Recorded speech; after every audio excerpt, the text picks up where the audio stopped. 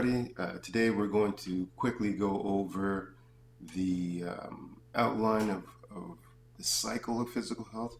There's kind of a sequence that it goes through repeatedly, and in that way we can understand the idea behind each stage and what the transition is kind of like. So the first stage that we start at is the one of play.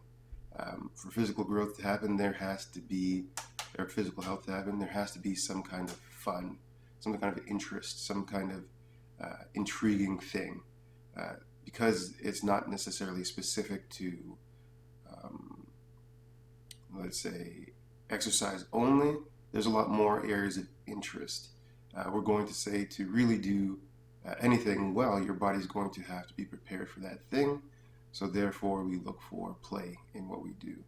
Then after that, we look for exploration. Now that we've had some fun and really enthused by this thing, what other things are there out there that's like this?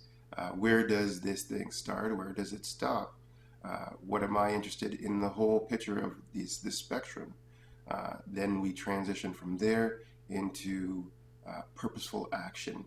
Now that I have an idea of what area I like the most, how am I going to pursue this thing? How am I going to get better? Do I already have a set amount of skills? How do I improve on them? How do I improve on my weaknesses, the areas that are most challenging for myself?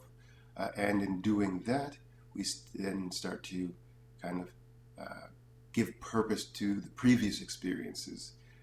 And we're still keeping the fun in the whole process. We are spurred on to the next level, which is going to be that of growth. Now, to be able to take this thing on and get better, we will have to grow. We will have to be better than we were when we first started. We will have to pursue different avenues, maybe, and in this way, kind of refining our experience so that we can move to another level of challenge. This is growth. Then, when we get to this new level of challenge, it becomes interesting again. We're back to play. And you can see this is how the cycle kind of continues.